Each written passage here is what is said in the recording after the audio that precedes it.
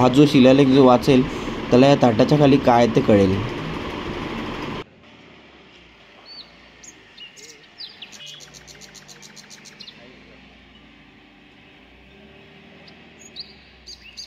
आता आपण आलेलो आहे कर्णेश्वर मंदिर.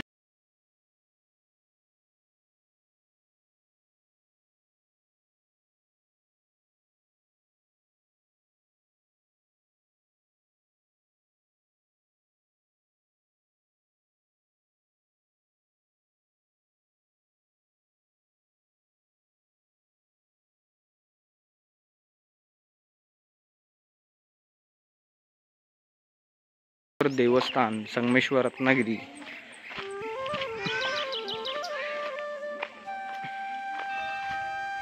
खूप जुनं मंदिर आहे.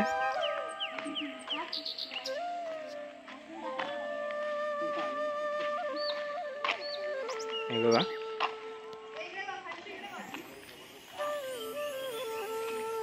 हे गणपतीचं मंदिर आहे आणि इथे शंकराचं आहे.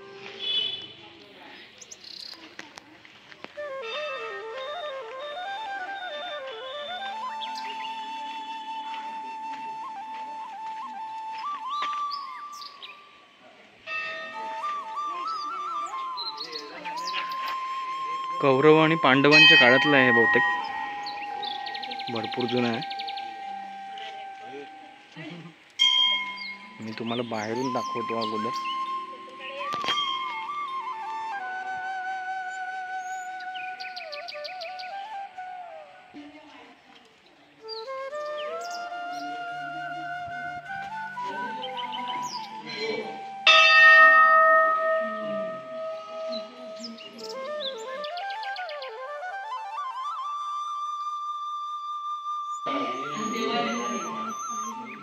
कर्णेश्वर या 2 देवालयांचा जीर्णोद्धार रघुनाथ बापू जोशी संगमेश्वर यांनी शके 1828 साली केला.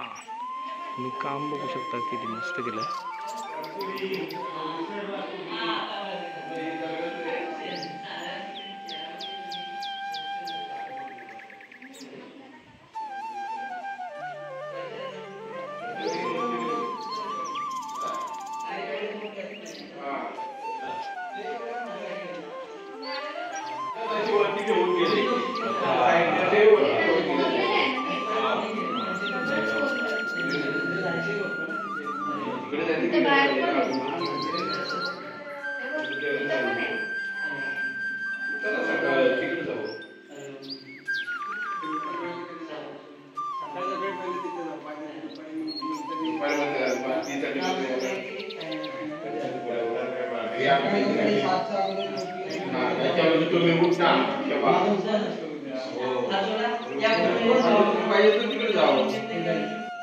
यत्र यत्र सुदेवा सर्वव्यापी महेश्वराय पुरुष सर्व देवानांक.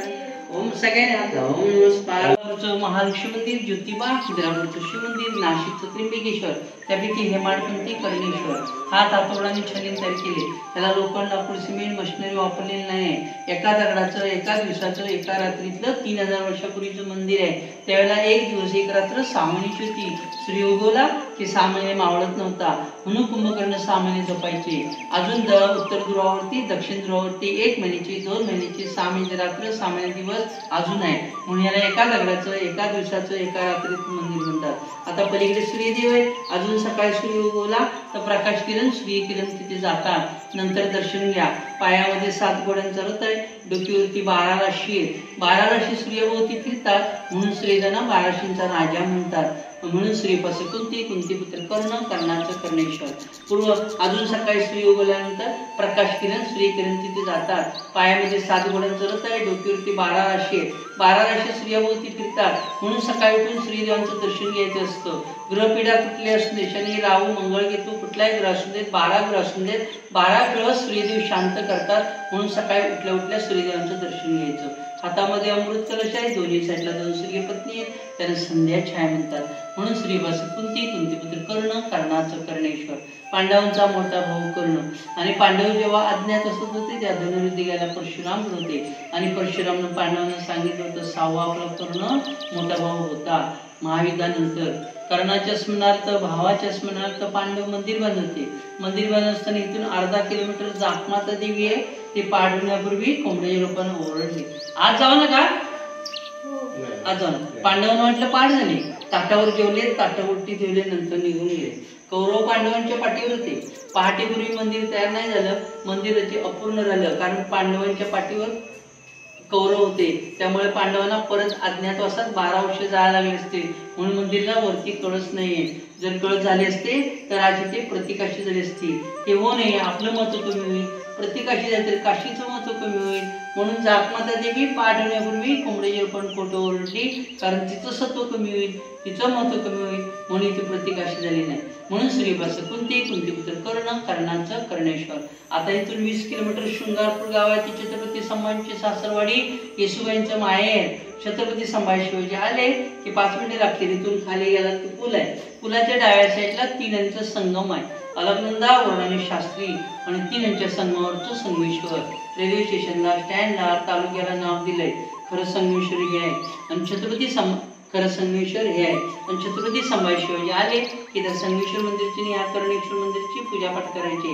आणि पुतळा आहे ना, तिथेच पूर्वी सरदेसाई यांचा राजवाडा होता, संभाजींचं संस्थान होतं आणि तिथेच छत्रपती संभाजींना पकडलं गेलं, अटक केली, कैद केली आणि इथून तुळापूरला नेलं. पुण्यापासून 17 किलोमीटर आळंदीजवळ वडुद्रुक तुळापूर गाव आहे आणि तिथे एक संगम आहे, भीमा भामा इंद्राणीचा. तिथेच संभाजींची हत्या झाली, तिथे समाधी आहे, म्हणून ते पण संगमेश्वर, हे पण संगमेश्वर. पण कोकण तळ कोकण, गमिनी कावा, कसबा संगमेश्वर, ते हे संगमेश्वर, हे कर्णेश्वर. आणि इथून 40 मिनिटं मार्लेश्वर आहे, ते पण बघा. उंच पहाड आहे, गुहा आहे, जिवंत नाग आहे, धबधबा आहे. मार्लेश्वर सृष्टी सौंदर्य आहे, शांत वातावरण आहे, कैलासपती दर्शन मिळतं, नागराजांचं दर्शन मिळतं, हस्तकलेचं आणि शिल्पकलेचं उत्कृष्ट असलेलं हेमाडपंथी कर्णेश्वर मंदिर. ओम नमः पार्वती पदे हर हर महादेव. गुरुदेव दत्त. आता महाद्वार मध्ये आठी दिशांचे देव आहेत. दक्षिणेला दारावरती मंदिराची प्रतिकृती आहे, उत्तरेला दारावरती समुद्र मंथन आहे. हे 4 खांब अखंड दगड आहेत, प्रत्येक खांबावरती देव आहेत. नंतर घ्या फोटो घ्या आणि प्रत्येक मंदिरच्या पाठीमागचा फोटो काढला तर मंदिर गोल आहे. तुम्हाला प्रसाद दिला का? ओम नमः पार्वती. आणि हे काय फोटो घ्या. ते काय ते मध्ये आहे ते? हेच 5 पांडवांची 5 ताट आहेत बघा, 5 ताट आहेत. अच्छा, ती पाचवी बाजू. इकडे आलं देवाच्या खाली, देवाच्या खाली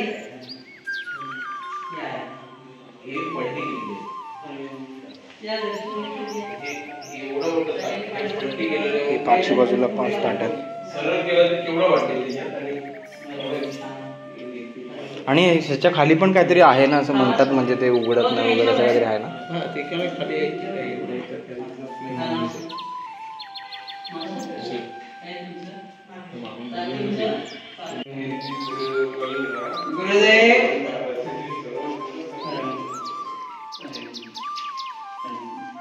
आणि तुम्ही गेल्या वेळेला सांगितलं की ह्याच्या खाली काहीतरी आहे, म्हणजे ते शिलालेख वाचेल ना, त्याला याच्या खालची खरी ताट मिळतील ना, याच्या खाली खरी ताट आहे. कुठला शिलालेख आहे तो?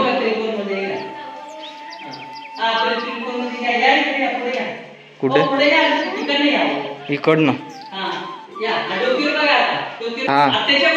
अच्छा, हा हा.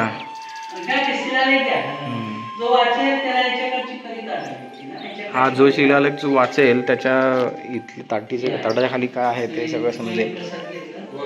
ही 5 पांडवांची ताट आहेत. हे 1 2 3 आणि 4 आणि तिकडे एक आहे मागे 5.